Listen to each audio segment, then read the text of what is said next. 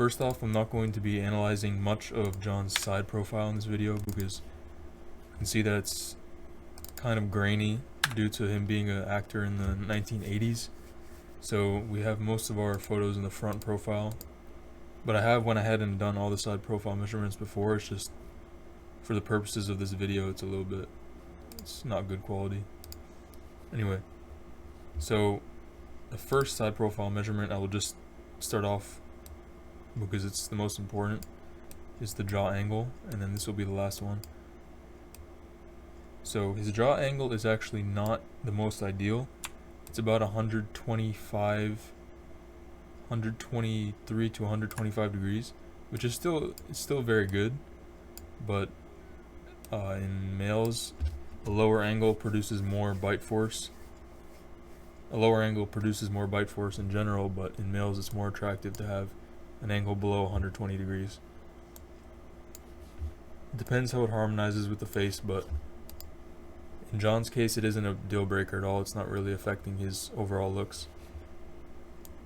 And we'll take a look at his jaw width next, because that's another important measurement.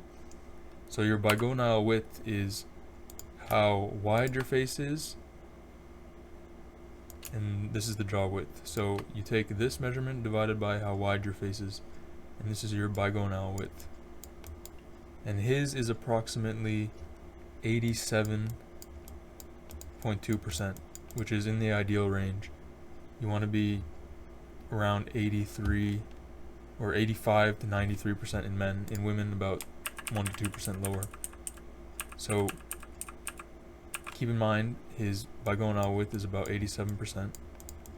Now we'll look at his bitemporal width, which the temples is this region. So bitemporal means dividing the temples by the cheekbone width, the bizygomatic width.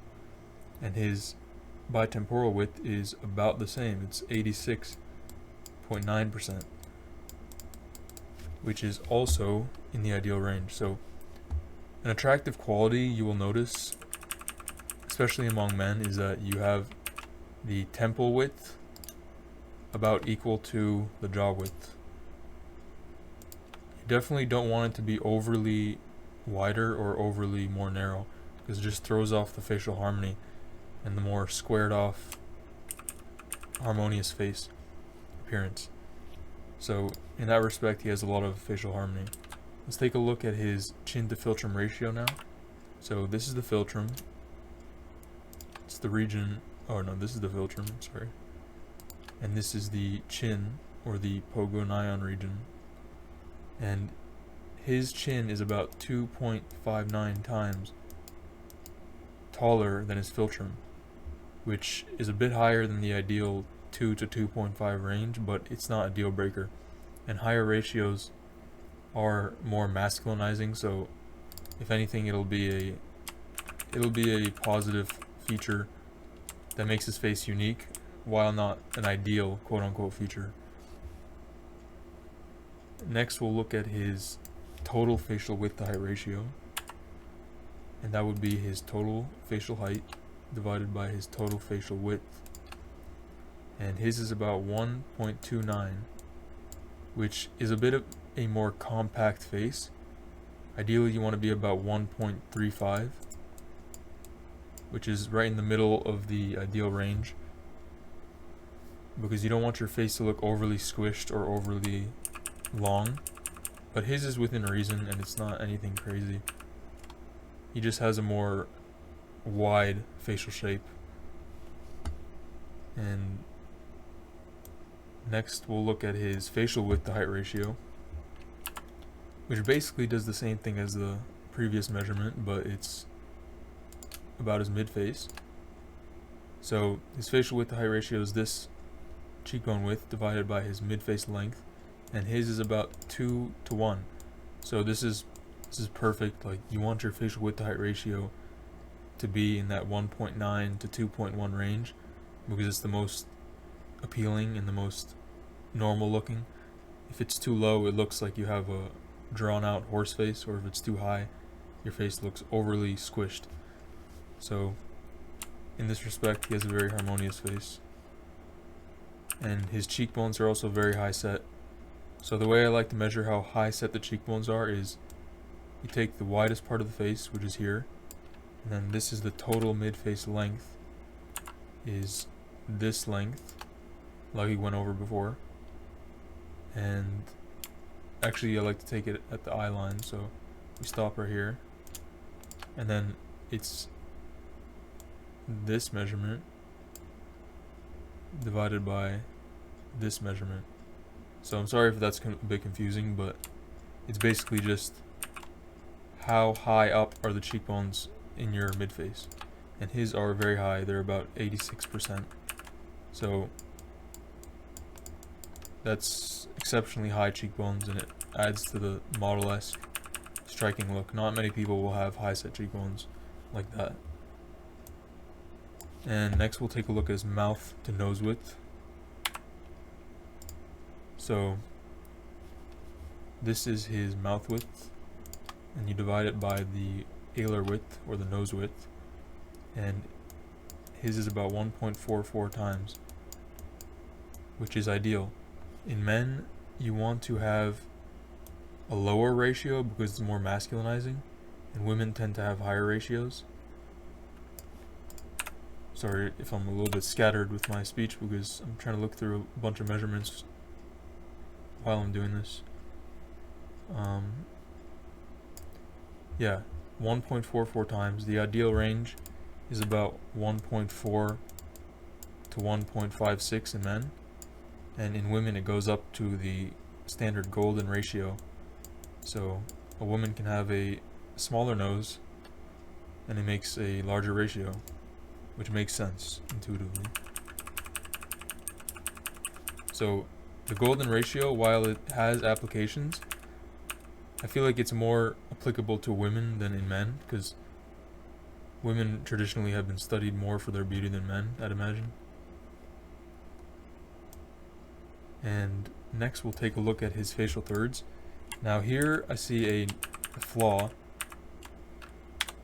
and that is that his facial thirds are a bit unbalanced. So if we take his facial thirds, this is his upper third, it stops right here, towards the mid-eyebrow or the brow line. Actually, you could take it a little bit higher, but for these purposes it doesn't really matter.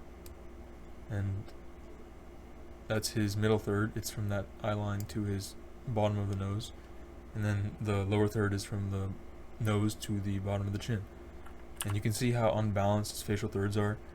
His lower third is overpowering, which normally is a good thing, and is masculinizing in men, but you don't want it to be too overpowering.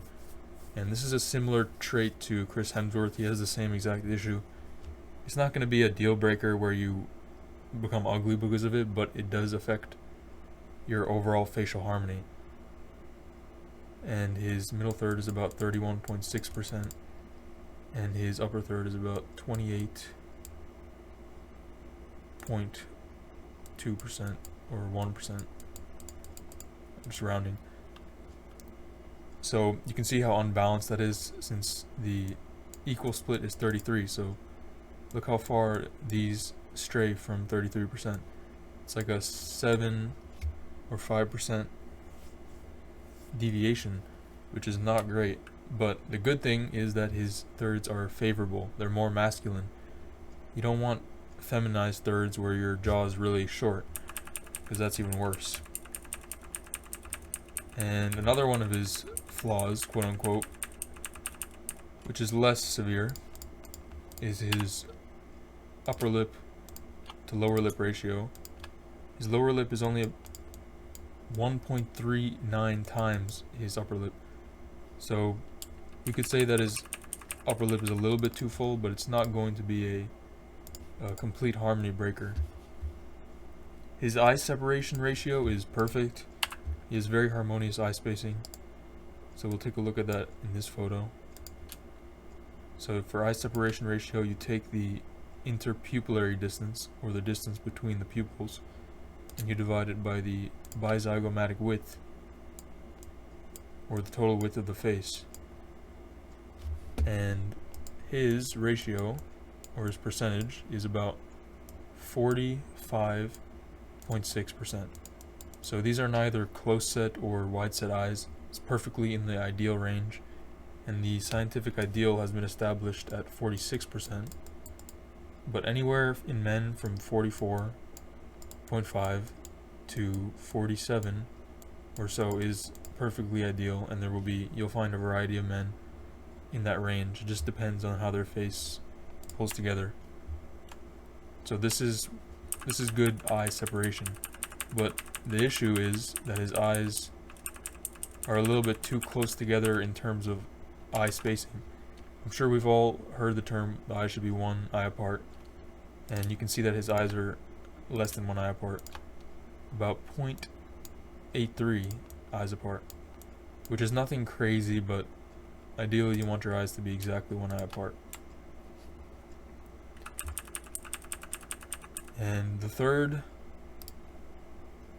flaw, quote unquote, is his Canthal Tilt, which is a bit low in the ideal range for Caucasian men. So his Canthal Tilt, we calculate it like this, and it is about 3 degrees, especially if you take it on this one. It looks like there's some eye asymmetry as well, which is also not a good thing. So if we average the two out, it seems like there's some asymmetry, but I've went through and done it before. It's about 3 degrees, and the ideal range for Caucasian men is about 5 to 7.5 degrees, which we went in past videos and saw examples of that, like Matt Bomer, or I can't think it's off the top of my head, but I think Brad Pitt also. So his eyes are a little bit droopier than you'd like to see. However, they are balanced by his eyebrow tilt, and his eyebrows are ideally tilted at about 10 degrees. So it helps balance. Like you can see, if your eyebrows are more upturned, it helps balance more neutral eye tilt, and it gives them more appearance. If his eyebrows were droopier like this, it would just look more tired and more unappealing, less striking. But this is a good balance of facial features, and it also serves as an example that if your eyes are too upturned, you might want to have flatter brows, or just play around with those facial features. Alright. We'll also cover that his eyebrows are very close to his eyes, so we usually measure this as the eyebrow low settedness. And how we do that is we take the total eye height, and then we measure this distance, how close his eyebrows are to his eye line, as a proportion of that total eye height. Which I know it probably doesn't mean anything on first glance, because it took me a little bit of time to understand it as well.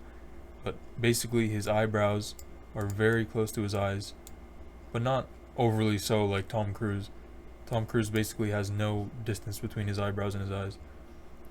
But this is perfectly masculinizing and harmonious. And that covers all the frontal profile measurements. And I think that will do it for this video. But I will show you his final rating. So John's total harmony score comes out to a surprisingly low 78.75%. which is quite low compared to the other people we've seen in previous videos.